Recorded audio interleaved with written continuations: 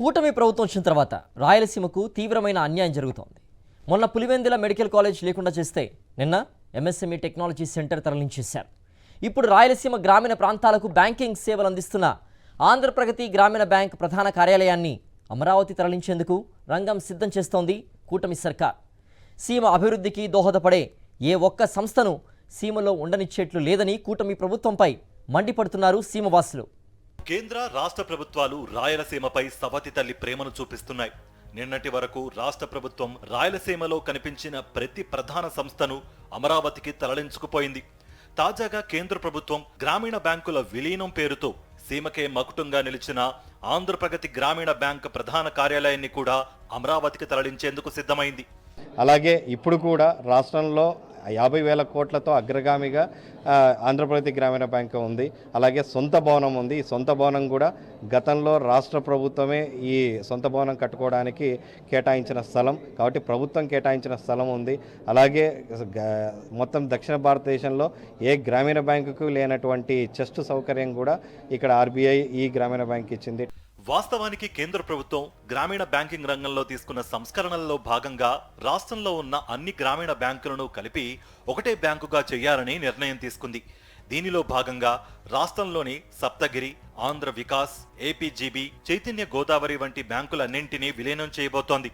ఇంతవరకు బాగానే ఉన్న ఏపీజీబీ ప్రధాన కార్యాలయాన్ని అమరావతి తరలించుకుపోయేందుకు రంగం సిద్ధం చేశారు.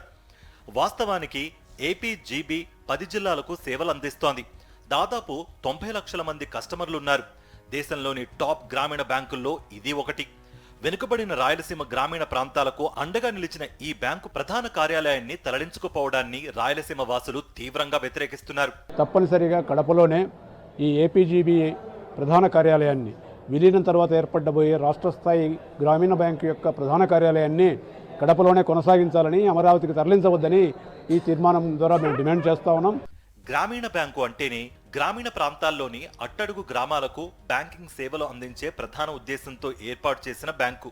అలాంటిది ఆ లక్ష్యాన్ని విడిచి కేంద్రీకృతం చేస్తూ గ్రామీణ ప్రాంతాలకు తీవ్రమైన అన్యాయం చేస్తున్నారు. ఇలా చేయడం వల్ల సీమవాసులకు ఉద్యోగ అవకాశాలు కూడా పోతాయి. అంతేకాదు బ్యాంకింగ్ సేవలు, రైతుల రుణాల నుంచి విద్యా రుణాలు వంటి అనేకం తగ్గిపోయే అవకాశం ఉందని స్థానికులు ఆందోళన వ్యక్తం చేస్తున్నారు.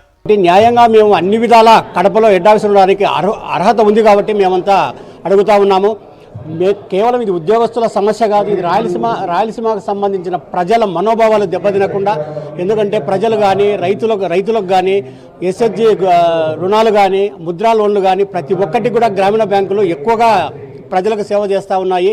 కమర్షియల్ బ్యాంకు కన్నా ఎక్కువ కేంద్ర ప్రభుత్వము పథకాలు కానీ రాష్ట్ర ప్రభుత్వ పథకాలు కానీ ప్రతి ఒక్కటికి కూడా గ్రామీణ బ్యాంకులు అమలు చేస్తూ ఉన్నాయి. కాబట్టి చంద్రబాబు ముఖ్యమంత్రి గారిని కడపలోనే హెడ్ క్వార్టర్ ఉండేటట్టు చూడవలసిందిగా మేమందరము డిమాండ్ చేస్తున్నాము.